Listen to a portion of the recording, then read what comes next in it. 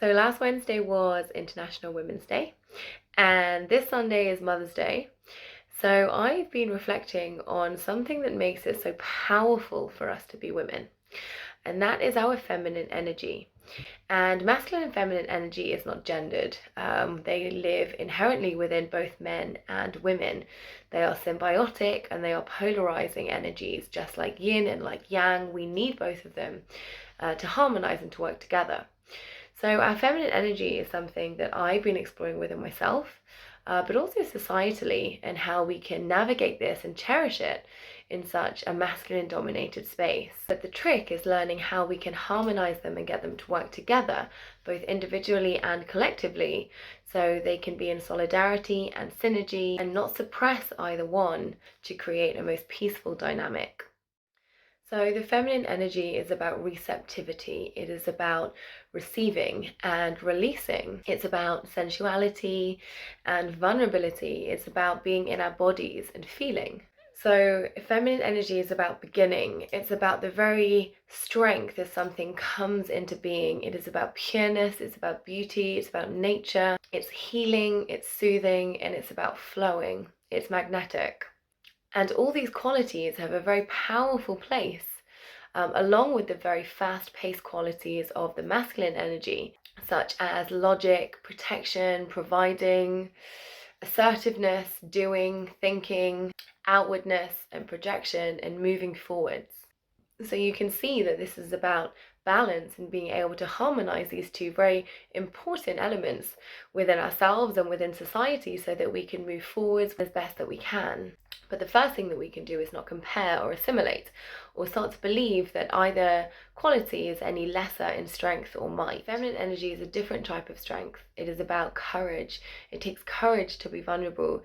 It takes discipline to be able to take non-action as opposed to consistently be moving forwards.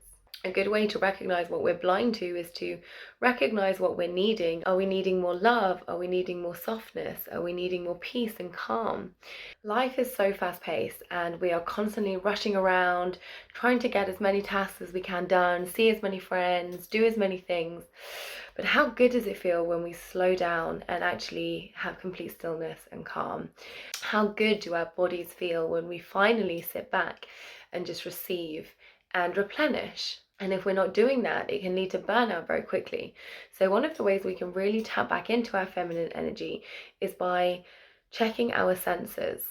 And by tuning into our senses, we can allow ourselves to feel more pleasure and to receive more pleasure. And we can integrate that pleasure back into our daily lives in even the smallest tasks, whether that's dancing whilst cooking, or wearing your favorite clothes and making yourself feel really good in the morning, having a really nice smelling moisturizer. As long as we are being intentional and allowing ourselves to feel the joy of what we are doing, then we can embrace that softness and calmness and stillness and be able to provide it for ourselves first. So it's also very important to know that the feminine energy can also be very destructive. It is pure and healthy and will not tolerate harmful or damaging or hurtful behaviors, whether that's towards yourself or towards anyone else. The feminine energy is the very power behind the start of something, so it will destroy anything that is harmful or stopping it from growing. So this equates and extends to society and even in the workplace. It is not about accepting anything that is harmful or hurtful. It is not the abandonment of self or enabling of abusive behavior. And this is where feminine energy shifts and requires action. It requires movement and direction, and it requires boundaries to be able to bring out peace and stillness. So this is also a reminder that if something feels wrong within yourself, then it is not the feminine energy to sit back and enable it. It is to take action and to drive forwards to create the start of something healthier, if that is needed.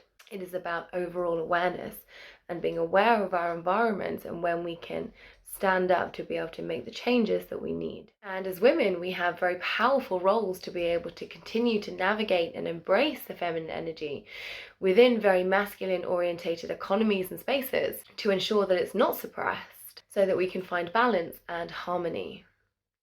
So as you're moving through your daily life, I invite you to notice when you are tapping into your feminine and masculine energies.